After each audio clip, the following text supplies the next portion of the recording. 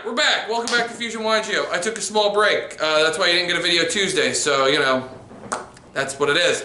Anyway, today we're going to bring you a deck. This is not a hyper-competitive deck. It's as competitive as we can make it, but we wanted to make it a deck that is really fun.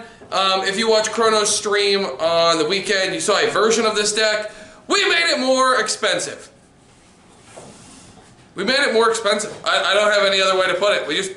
We bulked it down and we went hardcore. This deck is all about blowing up everything. Blows up your stuff, blows up your opponent's stuff, blows up your stuff, blows up your stuff. Yeah, it just blows up stuff. It's very violent. So we made Metalfoe's Unchained.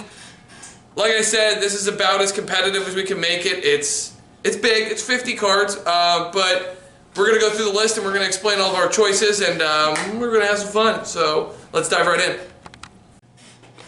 Alright, so we're here with Metalfoe Unchained. This deck's wild. Alright, so we'll go ahead and just dive right in. So, if you know how Metalfoe works, they gain advantage off of blowing things up. And if you know how Unchained works, they gain advantage off of blowing things up. So, we blended them to gain a lot of advantage off of blowing things up. So we're going to start with 3 copies of Abominable Unchained Soul. This card special summons itself when a card on your side of the field is destroyed by a card effect. Really easy to pull that off. And then you can, when it's special summoned, you can discard a card to pop a card on the field, which is great. It's a big fat boy. Well, he's thick. He's not fat. The next guy's fat. This guy's thick. And also, if he's destroyed by a card effect, he summons himself back from the graveyard, but then he's put on the bottom of your deck when he leaves the field, which is silly. Next is going to be 2 copies of Unchained Soul of Disaster. Disaster lets you link summon with your opponent's stuff, which is always nice, and then it gains 300 attack for the number of Unchained cards in the graveyard. Now, the attack gain, not that big, but being able to summon a big 3k booty on your opponent is pretty funny. And then using that big 3k booty to steal their cards and link summon with it is really impressive and really fun. Next up is the Twins. That came out wrong. Twins! So the Twins, we've obviously got triple Rakia. We've got triple Ahura. Aruha. How do you pronounce that? Arua? Whatever. And then double Samara. So, Sarama. Sarama. I always mix those up. It's fine. You know what? I struggle with these ones. I tried to learn it, but they're very awkward names. Are they twins or triplets? It says twins. I don't know. I don't think they knew Sarama was coming. So Rakia. Rakia has a quick effect, can pop a card on the field. Pretty good. And all of them have the same secondary effect. If they're destroyed by a card effect except their own, you get to special summon a fiend monster from your deck. Pretty good. Arua is able to pop a card on the field to special summon itself. I'm sure you can figure why that's good. And then Sarama lets you set an Unchained card from the graveyard and then pop a card on the field. So you could, like if you're in the grind game, you can go Sarama set Rakia, pop Rakia with Sarama's effect, because it doesn't say it has to be a different card. And then you gain free advantage. Get into Disaster and then link some with your opponent's cards again, because it's funny. Then 3 copies of Abomination's Prison. This is the rest of the Unchained cards. Abomination's Prison just searches all of it. 1 copy of Wailing. I like Wailing just because it blows up cards. I said it at the beginning. I like to blow things up with this deck. It's pretty good though. When you link summon a card, you can target a card on the field and destroy it. And then if it's set, it'll summon. So all of the spells and traps for Unchained, when they're destroyed by a card effect, well, they're set, you get to summon a Unchained card from the deck, a Fiend monster from the deck, which is pretty good. Or no, it is an Unchained monster, I'm sorry. Next up, we have 2 Abominable Chamber of the Unchained. This just lets you target special summon an Unchained monster from your graveyard. And then 2 Escape. Escape lets you target an Unchained monster and a monster on the field, so that you could typically target Abomination. You can go, okay, Abomination. Target Abominable and one of their cards, pop it during the end phase, you get him back, so it doesn't cost you anything, which is really nice. And that is the entire Unchained package. Now, This next package is very big, and I know that, but it's very big to make it more offensive. So, to start off, we have 2 copies of Metalfoe's Vanisher. You can pop a Metalfoe's card and another face-up card you control to special summon it. And then when it's special summoned, it gets to target a card on the field or in the graveyard and banish it on in your opponent's field or on their on their field or in their graveyard. In their field. Ugh. It's just a really good card. Next up is going to be triple copies of Metalfoe's Melcaster. Now, all these other ones have the same primary effect. You target a face-up card on the field, destroy it, and then set a Metalfoe spell or trap from the deck. Melcaster lets you re-add a Metalfoe's card in your extra deck to your hand, but when it's destroyed, obviously. But you can't activate it in scale. So what you could do is you could place Vanisher in scale, then go Melcaster, pop Vanisher to set a card, then put another one, a different card in scale, a different Metalfoe's card in scale, or pop it off of Rakia, and then you get to add Vanisher right back to your hand. So you basically just gained a bunch of resources for nothing, which is always nice. Next up is 3 copies of Bismugear. Bismugear is a scale 8. It has the same primary. It has the same pendulum effect as Melcaster, which is pop a card, a face-up card, and set a spell or trap. But when it's destroyed during the end phase, you get to add a Metalfoe's card from your deck to your hand. It's pretty good. All it has to do is be destroyed. Do you see where I'm going with this? Next up is the big boys. So we got triple copies of Volflame. Volflame is your big level 7 boy, and being a vanilla is pretty nice. 2400, he's thick. It deals with some problems, but yeah, Volflame is just a good scale 8. Your next is your scale 1, which is going to be 3 Gold Driver. Gold Driver is your second best one because it's a 1900 and it's level 4. Then you've got 3 Steelin, and then 3 Silvered. These are all vanillas. So your only advantage on them is based on what you need in that moment. Finally, we're on to the spells and traps. So we're starting off with 2 copies of Metalfoe's Fusion.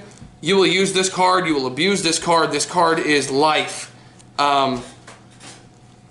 It's craziness. Metalfoe's Fusion, being able to summon things like Alcahelst and Mithrilium and things like that is just really good. 1 copy of Metalfoe's Fusion. This card just lets you fusion summon from your extra deck, which is crazy. It just sends them from the extra deck to the graveyard, field to the extra deck. It's good. 1 copy of Full Metalfoe's Fusion. It's a quick play. That's really the only reason. You could cut this if you wanted to and run another pair of Metalfoes, or just cut it, but I like it as a one-of because it gives me more options. 3 copies of Metalfoe's Counter. Now, this card is crazy. This card is absolutely dumb. So, its first effect is if a card you control is destroyed by battle or card effect, you get to special summon a Metalfoe's monster from your deck. You can target Vanisher and it triggers Vanisher's effect. The second effect is while it's in the graveyard, you can add a Metalfoe's card from your face-up extra deck to your hand by banishing it. And you can recur these, which is pretty nuts. 2 copies of Metalfoe's Combination. Combination's fusion summoning effect doesn't come up a whole lot, it's a primary effect, but when it's destroyed and sent to the graveyard, you can add a Metalfoe's monster from your deck to your hand.